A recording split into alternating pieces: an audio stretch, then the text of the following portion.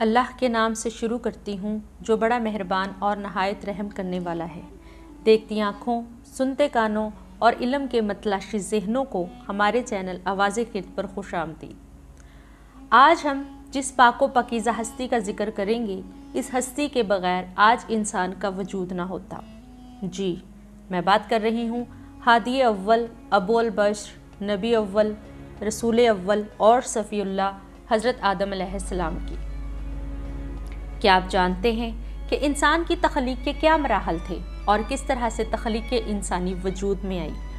اگر ان سوالات کے جوابات جاننا چاہتے ہیں تو اس ویڈیو کے ساتھ جڑے رہیں، کیونکہ اس میں ملیں گے آپ کو ان سوالوں کے جواب، تو ویڈیو کو آخر تک ضرور دیکھیں۔ قرآن مجید میں ارشاد باری تعالیٰ ہے، اس میں کچھ شک نہیں ہے کہ تمہارا پروردگار اللہ ہی ہے جس نے 6 دن میں زمین اور آسمانوں کو پیدا فرمایا۔ جب اللہ رب العزت نے انسان کو خلق کرنے کا ارادہ فرمایا تو فرشتوں سے فرمایا کہ میں زمین پر اپنا خلیفہ بنانے کا ارادہ رکھتا ہوں۔ فرشتوں نے عرض کی، یا باری تعالیٰ، انسان زمین میں خون ریزی کرے گا، فساد پھیلائے گا، تو اللہ پاک نے فرمایا کہ جو میں جانتا ہوں وہ تم نہیں جانتے۔ پھر حکم خدا سے حضرت اسرائیل مٹی لے کر آئے جو سرخ، سفید اور کالی تھی۔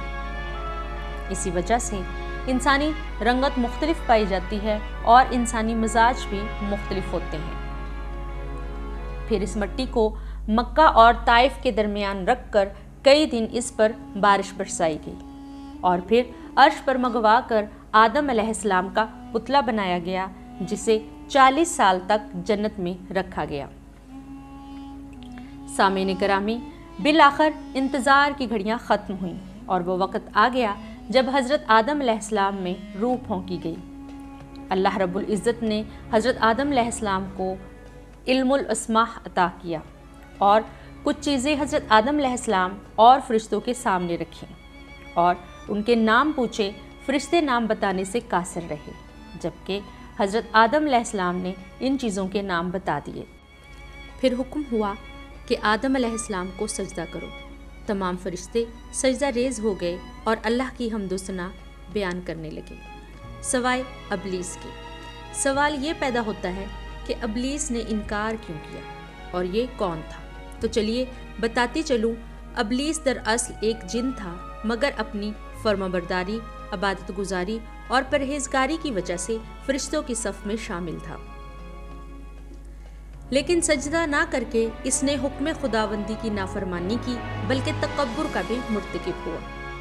اس نے کہا، میں اس سے بہتر ہوں، کیونکہ آدم مٹی سے بنا ہے اور میں آگ سے بنا ہوں، اور پہلے نبی کی گستاخی کی اور اس پر بضد رہا۔ یہ اللہ کی رحمت سے مایوس ہو گیا اور ابلیس بن گیا اور قیامت تک مردود اور لعین ہو گیا۔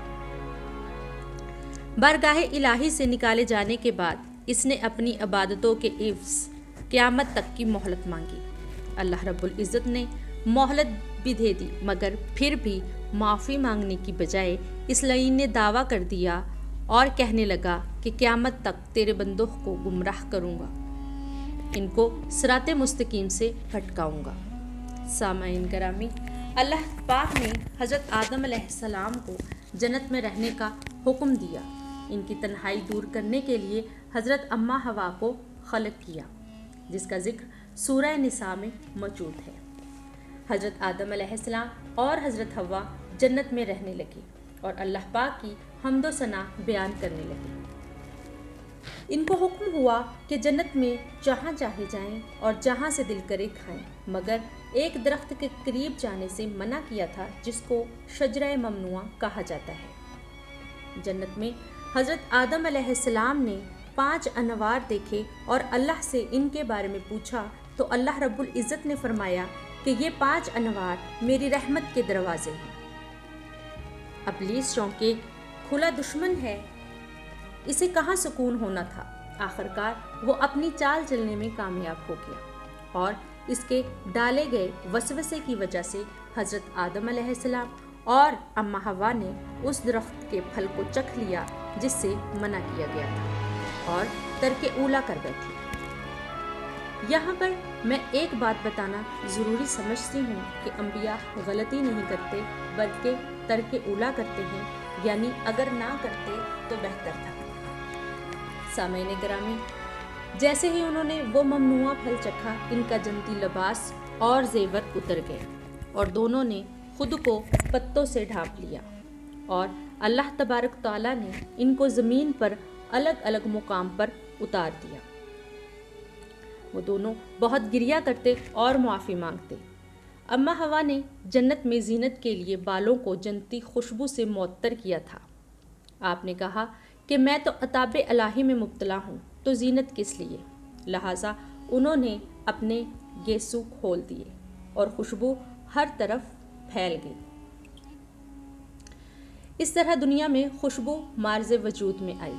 حضرت آدم علیہ السلام جب جنت میں تھے تو بیت العمور سے فرشتوں کی عبادت کی آوازیں سنتے تھے، مگر زمین پر تنہائی اور وحشت محسوس کرتے اور بہت گریہ کرتے تھے۔ پھر آپ نے اللہ سے عرض کی کہ دنیا میں بھی ایسی جگہ ہو، تو اللہ نے قبول فرمایا، اور حضرت جبریل علیہ السلام نے آ کر خانہ کعبہ کی بنیاد رکھی اور حضرت آدم علیہ السلام کے ساتھ مل کر خانہ کعبہ تعمیر کیا۔ جنت میں آپ علیہ السلام نے حضرت محمد صلی اللہ علیہ وآلہ وسلم کا نام پڑھا تھا۔ پھر آپ نے ان کی ذات اقدس اور ان کی آل کے وسیلے سے اللہ رب العزت سے معافی مانگی، جو قبول ہوئی، اور بالآخر عرفات کے مقام پر حضرت آدم علیہ السلام اور حضرت حوا کی ملاقات ہوئی۔ اللہ نے آپ کو 2 بیٹے حابیل اور قابیل عطا فرمائے۔ قابیل بڑا تھا جبکہ حابیل چھوٹا تھا۔ حابیل اپنے پدر بزرگ کی طرح پرہیزگار اور باپ کا فرمانبردار، جبکہ قابیل کا معاملہ اس کے برعکس تھا۔ قابیل کھیتی باڑی جبکہ حابیل مال مویشی کی دیکھ بھال کرتا تھا۔ حضرت آدم علیہ السلام کی حیات پاک عبادت اور یاد الہی میں گزری۔ جب بات وسیع بننے کی آئی تو آپ علیہ السلام نے حابیل کا انتخاب کیا، مگر قابیل نے کہا کہ بڑا ہونے کی وجہ سے میں زیادہ مستحق ہوں۔ آپ علیہ السلام نے فرمایا کہ اللہ کے حضور قربانی پیش کرو، چنانچہ حابیل نے سب سے بہترین گوشت بندوں کو، جبکہ قابیل نے بیکار اناج کو قربانی کے لیے پیش کیا۔